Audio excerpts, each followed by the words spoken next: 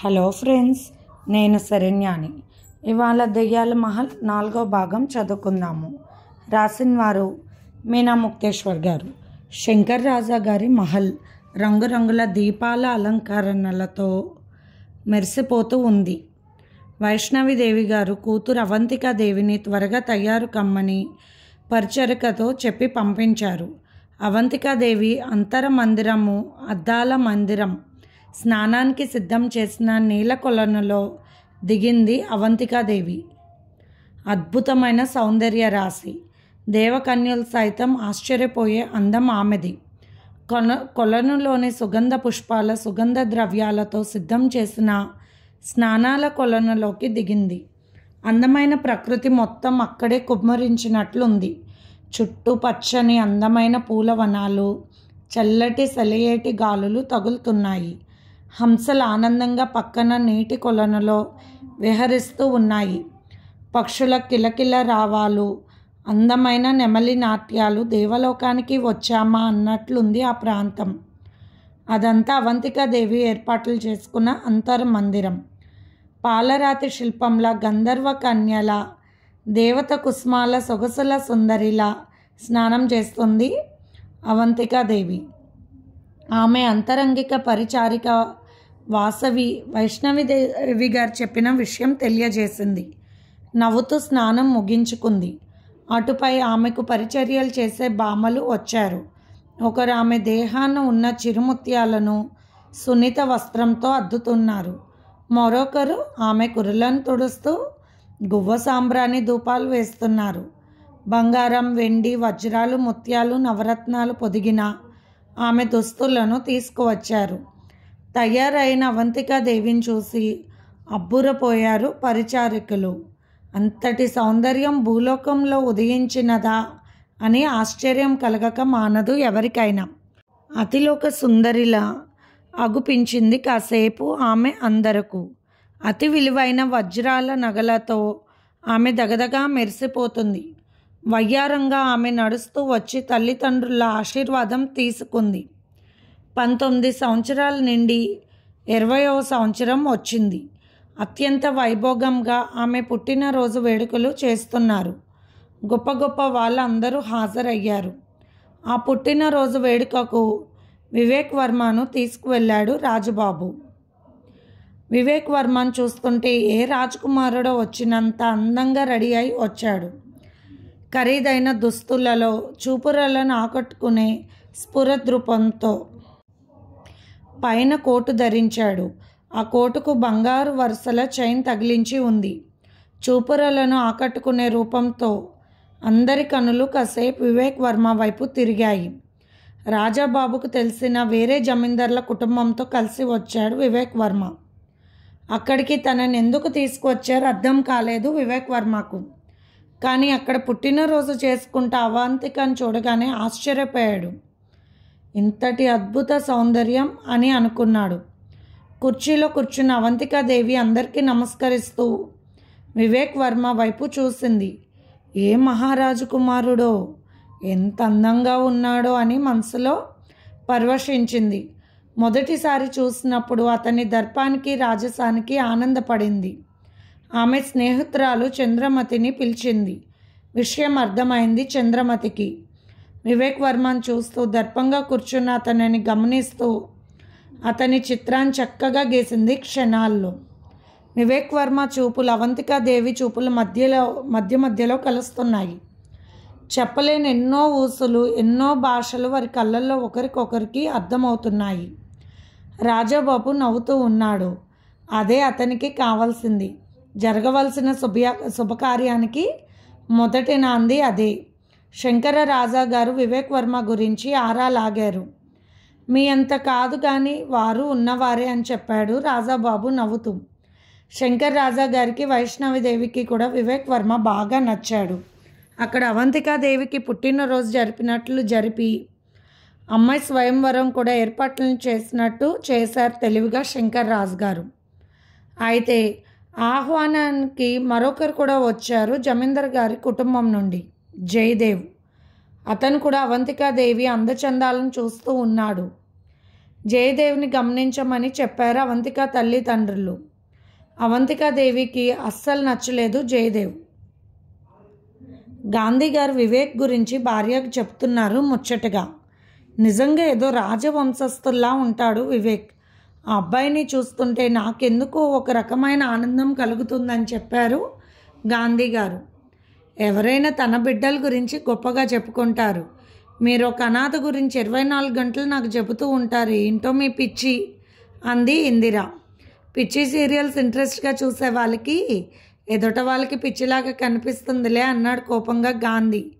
ఈ కోపాలకి ఏమీ తక్కువ లేదు, రండి టిఫిన్ చేద్దురుగాని అన్నది ఇందిర. నీ ప్రేమకు తక్కువ లేదు కదా అన్నాడు నవ్వుతూ ప్రొఫెసర్ గాంధీ. టిఫిన్ చేసి అజాతా మహల్ పుస్తకాన్ని తీశాడు ప్రొఫెసర్ గాంధీ. పెళ్ళైన కొన్ని సంవత్సరాలు బాగానే ఉన్నారు విజయేంద్ర దంపతులు, మహేంద్ర దంపతులు. ఆ తర్వాత మొదలైంది అసలు కథ. విజయేంద్ర వర్మకు భార్య ఇంద్రులేఖ పట్ల ప్రేమ లేదు. స్వయంవరంలో తన మెడలో వేస్తానన్న మాల మహేంద్ర వర్మ మెడలో వేయడం అతనికి విపరీతమైన అవమానాన్ని, అసూయాన్ని రగిల్చింది మనసులో. చంద్రలేఖపై వ్యామోహం అతని ఆలోచనలను తప్పుదారి పట్టేస్తుంది. ఎటువంటి వారికి అటువంటి స్నేహితులే ఉంటారన్నట్టుగా చిన్న మేనత్త భరణీదేవి కొడుకు వీరబాహు విజయేంద్ర వర్మకు స్నేహితుడైపోయాడు. పనికి మాలిన వ్యసనపరుడు అతను. అతనితో సావాసం వద్దు అని అన్నగారికి ఎన్నోసార్లు హెచ్చరించాడు మహేంద్రవర్మ. వినలేదు. మేనత్త భరణీదేవి కూతురు శార్వాణీదేవి ఎంతో అందగత్తే. ఆమెకు కూడా విజయేంద్ర వర్మ అంటే ఎంతో ఇష్టం. కానీ దేవేంద్ర వర్మ గారు బంధుత్వంతో సంబంధం వద్దని చెప్పారు. అందువల్ల కోపం వచ్చిన భరణీదేవి ఆ ప్రసక్తికి తేలేదు. కానీ విజయేంద్ర వర్మకు తన కూతుర్ని ఇవ్వాలని ఆమెకు ప్రగాఢమైన కోరిక ఉండేది. శార్వాణి అందచందాలకు మోజుపడ్డ విజయేంద్ర వర్మ ఎవరి మాట వినక వీరబాహు చెప్పిన విధంగా పెద్దలను ఎదిరించి శార్వాణీదేవిని గాంధర్వ వివాహం చేసుకున్నాడు. ఆమెను కూడా అంతఃపురానికి చేర్చుకున్నాడు. ఆ విషయం నచ్చలేదు ఇందులేఖకు. కానీ భర్త మాయ మాటలకు లొంగిపోయేది. ఇనుమంత ప్రేమభావం లేకుండా కేవలం ఇందులేఖ కోరిక కోసం ఆమెతో గడిపేవాడు విజయేంద్ర వర్మ. ఎప్పుడైతే శార్వాణీదేవి విజయేంద్ర వర్మ భార్యగా ఆ అజాత మహల్లో కడుగు పెట్టిందో అప్పటి నుండి అజాత మహల్లో లేనిపోని అవంతరాలు జరుగుతూ ఉన్నాయి. అన్ని విషయాలలో కూడా మహేంద్ర వర్మ ముందస్తుగా ఉండడం భరించలేకపోయింది శార్వాణీదేవి. రాచరిక పెత్తనమంతా భర్తదే అయినా మంత్రిగా అతని మాటలు భర్త వినడం భరించలేకపోయింది శార్వాణీదేవి. శార్వాణీదేవి వచ్చాక ఆమె మాటలకు లొంగి ఉండిపోయింది ఇందులేఖ. చంద్రలేఖ అప్పుడప్పుడు తమ మహల్ వెనుక ఉన్న అంతర్మార్గం గుండా దేవాలయానికి చేరుకుని పూజలు చేస్తూ ఉండేది. ఆమె గుణగుణాలకు అందచందాలకు అందరూ మెచ్చుకుంటుంటే ఓర్వలేకపోయింది శార్వాణీదేవి. ఆమెపై లేనిపోని ఈర్ష్యను పెంచుకుంది. ఒకరోజు చంద్రలేఖ దేవాలయానికి వెళ్ళి తిరిగి వస్తుండగా రహస్య మార్గంలో ముసుగు వేసుకున్న ఇద్దరు ఆమెను ఆటకాయించారు. వెంటనే ఎంతో తెలివైన చంద్రలేఖ పరిస్థితిని ఇట్టే కనిపెట్టేసింది. వెంటనే పోరాటానికి సిద్ధపడింది. వారి చేతుల్లోని కరావలం ఆమెను అనువాదించాలి అన్నట్టుగా విసిరేశారు ఆమె పైకి. అది ఎంతో లాఘవంగా పట్టుకుని కత్తివాటంగా తిప్పుతూ మట్టి కురిపించింది ఆ ఇద్దరిని. రహస్య మార్గంలో ఒక పక్కగా అంతా గమనిస్తున్న శార్వాణీదేవి కత్తి యుద్ధంలో ఆరితేరిన వారు వాళ్ళిద్దరిని మట్టి కరిపించేసింది. మామూలు ఆడది కాదు, దీన్ని వేరే రకంగా తుద్దుముట్టించాలని పథకం వేసింది. కాలక్రమేణా ఇందుమతి గర్భవతి అయ్యింది. సంతోషం సంబరాలతో అందరూ మురిసిపోయారు. చంద్రలేఖ ఆనందపడిపోయి చెల్లెల్ని కౌగిలించుకుంది. ఇందులేఖకు అక్క అంటే ప్రాణమే. అక్క గురించి, ఆమె మనస్తత్వం గురించి బాగా తెలిసిన మనిషి ఇందులేఖ. అంత బుద్ధి నాకు రాకపోయింది అని ఎప్పుడు బాధపడుతూ ఉండేది. ఇందులేఖ గర్భవతి అవడం శార్వాణీదేవికి కంటగింపుగా అయ్యింది. తన వారసులే అధికారానికి వారసులు కావాలి, అంతేగాని ఎందుకు పనికిరాని దీని పిల్లలకు వారసత్వ పట్టం కట్టకూడదని నిర్ణయించుకుంది. ఆనాడు అక్క చెల్లెలిద్దరూ ఎంతో సంతోషంగా మాట్లాడుకోవడం గమనిస్తూనే ఉంది శార్వాణీదేవి. ఇందుమతికి పాయసం తినాలని ఆశ కలిగిందని తానే స్వయంగా దగ్గరుండి చేయించడానికి వెళ్ళింది చంద్రలేఖ. అదను కోసం చూస్తుంది శార్వాణీదేవి. చక్కటి అవకాశం చెక్కింది. పని పూర్తి చెయ్యవచ్చు. దోషిగా చంద్రలేఖను నిలబెట్టవచ్చు. ఒక్క దెబ్బకు 2 పిట్టలు హతం అనుకుంటూ వికటహాసం చేసింది. తన దాసితో గర్భవిచ్చన పసరును తెప్పించింది. పైకి మాత్రం ఎంతో ప్రేమగా నటించేది చంద్రలేఖతో శార్వాణీదేవి. ఇంత గమనించలేనిది కాదు చంద్రలేఖ. తనపై ఎప్పుడైతే దాడి జరిగిందో అప్పుడే శార్వాణీదేవి పన్నాగం అని తెలుసుకుంది ఆమె. మహల్ పరిరక్షణ పర్యవేక్షణకు సంబంధించిన విషయంలో ఏవో అనుమానాలు వచ్చిన భర్త దూర తీరాలలో ఉన్నారు సమయానికి అని మహేంద్రవర్మను తలుచుకుని కాస్త బాధపడింది చంద్రలేఖ. దగ్గరుండి పరిచయకితో వంట చేస్తుంది చంద్రలేఖ. వంట పూర్తి కావచ్చింది. గుమగుమ సువాసనలు వెదజల్లుతుంది పాయసం. ఇంతలో కిటికీలో నిండి ఒక రకమైన పొగలాగా వచ్చి వెంటనే పడిపోయారు చంద్రలేఖ పరిచారికలు. శార్వాణీదేవి పరిచారిక ఇందులేఖకు తీసిన పాయసం గిన్నెలో తాను తెచ్చిన పసరును కలిపివేసింది. కాసేపటికి వారికి వారే తెప్పరిల్లి పైకి లేచారు అందరూ. అది ఎవరికి తెలియలేదు. తాము పడిపోయి లెగిసామన్న సంగతి వారికి గుర్తులేదు. అంతటి సమూహమైన వాయువుని వదిలారు. ఏమి తెలియని చంద్రలేఖ ఆ పాయసం గిన్నెని ఇంద్రలేఖకు ఇచ్చింది ప్రేమతో. అక్క దగ్గరుండి ప్రేమతో చేయించిందని ప్రేమతో తినేసింది చంద్రలేఖ. ఎవరికి వారే వారి పనుల్లో పడిపోయారు. ఆ రాత్రి దేవేంద్ర వర్మ గారికి విపరీతమైన సుస్థి చేసింది. అందరూ ఆయన దగ్గరికి వెళ్ళి ఉన్నారు. మహేంద్ర వర్మ దూర ప్రాంతాల్లో ఉన్నారు. విజయేంద్ర వర్మను తీసుకుని తన రాసలీల మందిరానికి వెళ్ళింది శార్వాణీదేవి. మధువు తాగించి మత్తెక్కించింది విజయేంద్ర వర్మకు. కానీ దేవేంద్ర వర్మ గారి దగ్గర సేవలు చేస్తూ ఉండిపోయింది చంద్రలేఖ. ఉన్నట్టుండి నడిరాత్రి భయంకరమైన నొప్పులతో బాధపడిపోతూ మెలకులు తిరిగిపోయింది ఇందుమతి. ఆమె పరిచారికలు గమనించి చంద్రలేఖకు తెలియచేశారు. అటు దేవేంద్ర వర్మ గారి పరిస్థితి తీవ్రంగా ఉంది. ఎటు పాలుపోలేదు చంద్రలేఖకు.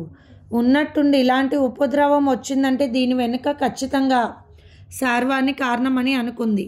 ఆస్థాన వైద్యులను పిలిపించి ఇంతమందికి వైద్యం చేయించింది. ఇందుమతి ప్రాణాలను రక్షించకాగలిగారు. జీవితంలో ఇందుమతి గర్భం దాల్చలేదన్నది తేల్చి చెప్పేశారు ఆస్థాన వైద్యులు. చంద్రలేఖ ఎంతో బాధపడిపోయింది. ఇది ఎలా జరిగిందని ఎవరికీ అర్థం కాలేదు. మధువులో మత్తులో మునిగి శార్వాణి గమ్మత్తులో పడిపోయాడు విజయేంద్ర వర్మ. అజాత మహల్లో దారుణం జరిగిపోయింది. దేవేంద్ర వర్మ గారు కాలం చేశారు. ఇటు ఇందులేఖ పరిస్థితి ఇలా అయిపోయింది. చంద్రలేఖ కంటికి మింటికి బాధగా ఏడుస్తూ ఉంది. శార్వాణీదేవి ఇందులేఖకు దీనంతటికీ కారణం మీ అక్క నీకు ప్రేమతో ఇచ్చిన పాయసం. ఇప్పుడు ఆ జమీందారు గారి గిరి నీ భర్తది. నీ బిడ్డ పుడితే ఆ జమీందారీతనం వాడికి చెందుతుందని ఇంత పని చేసింది మీ అక్క అని నూరు పోసింది ఇందులేఖకు. విజయేంద్ర వర్మకు కూడా విపరీతమైన విషయాలు చెప్పి మహేంద్రవర్మ మీద చంద్రలేఖ మీద పగను రగిల్చింది. ఒక ఆడది తలుచుకుంటే రాళ్ళను సైతం గుగ్గిళ్ళగా తయారు చేసే మహాపతివ్రత కాగలదు.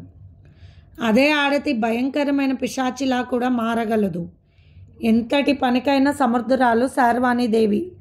ఎవరికి చెప్పే వారికి చెప్పి ఒకరినొకరు దూరం చేయాలని ప్రయత్నిస్తూ ఉంది. ఇందులేఖ మనసు భరించలేక మౌన మందిరంలో ఉండిపోసాగింది. చంద్రలేఖ ఆమెను చూడాలని వెళ్ళినా ఎవరిని లోనికి రానివద్దని చెప్పింది ఇందులేఖ. ఆ మాటలు విన్న చంద్రలేఖ బాధపడింది. చెప్పుడు మాటలు నమ్మకు ఇందులేఖ అని మనసులో పరివిధాల వేదన అనుభవించింది. దేవేంద్ర వర్మ గారికి దహన సంస్కారాలన్నీ జరిగిపోయాయి. ఆ సమయానికి మహేంద్ర వర్మ కూడా వచ్చేశాడు. పుత్రులిద్దరూ పితృరుణం తీర్చుకోవడానికి ఆ కార్యక్రమాలన్నీ పూర్తి చేశారు. ఎక్కడికక్కడే మాయ మాటలు చెప్పి పరిచారకులకు ధనాన్ని గుప్పిస్తూ తన గుప్పిట్లో పెట్టుకుంది శార్వాణీదేవి. ఇంటి దొంగను ఈశ్వరుడైన పట్టలేడన్న సామెతల అంతటి అజాత మహల్లో మొట్టమొదటి దారుణం అక్కడి నుండే ప్రారంభమైంది. అబ్బా అంటూ పుస్తకం మూసేశారు ప్రొఫెసర్ గాంధీ గారు. నిజంగా రాజులు, రాజ్యాలు, జమీందారి గిరులు, పదవుల కోసం, ఆడదానికి పెదవుల కోసం అరులు చాచే వెరితన్నపు మూర్ఖులు అప్పుడు ఉన్నారు, ఇప్పుడు ఉన్నారు. ఏమి లాభం పొందుతారు వారికే తెలియదు. పదవి వ్యామోహం, ఆడదాని మీద వ్యామోహం, వ్యసనాలపై వ్యామోహం, రాచరికాలపై వ్యామోహం. ఇన్ని వ్యామోహాలకు రక్త సంబంధాలు లేవు, ఏ మమతానురాగాలు ఉండవు. ఒకరికి ఒకరు పొడుచుకొని చస్తారు కూడా. ఎందుకు వచ్చిన ఈ రాచరికాలు అంటూ నిట్టూర్చారు గాంధీ గారు. తర్వాత ఎక్కువ పేజీలు లేవు. ఏం జరిగి ఉంటుందో తలనొప్పిగా ఉంటే మాత్రలు వేసుకున్నారు గాంధీ గారు. ఇంతలో ఇందిరా వచ్చింది లోపలకు. ఈ పుస్తకాల పిచ్చి ఏమిటండి, చూస్తే నీరసంగా ఉన్నారు, కనీసం వేడివేడిగా ఏదైనా తిని మాత్రలు వేసుకుని పడుకోవచ్చు కదా అంటూ ప్రేమతో కోప్పడింది ఇందిరా. ఏటో స్టోరీ మొదలు పెడితే ఒక పట్టాను వదలబుద్ధి కాదు అంటూ నవ్వేశారు గాంధీ గారు. అబ్బా, ఈ రాజబాబు వివేక్ని ఎక్కడికి తీసుకెళ్ళి ఉంటాడో అని ఆలోచించసాగారు మళ్ళీ. రాజబాబు కూడా సామాన్యుడు కాదు, ఎక్కడి నుంచి వస్తాడో తెలియదు, కానీ చాలా గొప్ప వ్యక్తి అని మాత్రం తెలుసుకున్నాడు గాంధీ గారు. తెలుసు అనుకున్నాడు. వివేక్ పుట్టుకలో ఏదో రహస్యం ఉండే ఉంటుంది, లేకుంటే ఆయన అంత శ్రద్ధ తీసుకున్న ఆ బిడ్డ మీదే అలా తయారు చేయమని ఎందుకు చెబుతాడు అనుకున్నాడు ప్రొఫెసర్ గాంధీ. కొడుకు ఫోన్ చేసి మాట్లాడారు ప్రొఫెసర్ గాంధీ గారితో. మీ ఆరోగ్యం జాగ్రత్త నాన్నగారు, వయసు పెరుగుతుందని తెలుసుకోవాలి మీరు అన్ని విషయాల కోసం తాపత్రయపడుతూ అలా దయాల్ మహల్కి వెళ్ళారని అమ్మ చెప్పింది. సాహసాలు చేసే వయసు కాదు మీది అంటూ చెప్పాడు గాంధీ గారి కొడుకు. కోడలు కూడా ఫోన్ తీసుకొని జాగ్రత్తలు చెప్పింది ఆరోగ్య విషయానికి. ఇందిరా అప్పుడప్పుడు పిల్లలతో చెప్పిస్తూ ఉంటుంది. ఇది ఫ్రెండ్స్ ఇవాల్టి ఎపిసోడ్. రేపు ఇంకొక ఎపిసోడ్తో మీ ముందుకు వస్తాను. మీకు కనుక స్టోరీ నచ్చినట్లయితే లైక్ చేసి షేర్ చేసుకుని సబ్స్క్రైబ్ చేసుకోండి. అలాగే మన ఛానల్లో ప్రసారం అవుతున్న positive thoughts return by Shri Komnapalli Ganapathi Rao గారు కూడా చదివి మీ అమూల్యమైన సమీక్షలు తెలియచేయండి. అలాగే మన ఛానల్లో స్వాతి ముత్యాలు రిటర్న్ బై శ్రీమతి మీనా ముక్తేశ్వరి గారు కూడా చదివి మీ అమూల్యమైన సమీక్షలు తెలియచేయండి. ఉంటాను.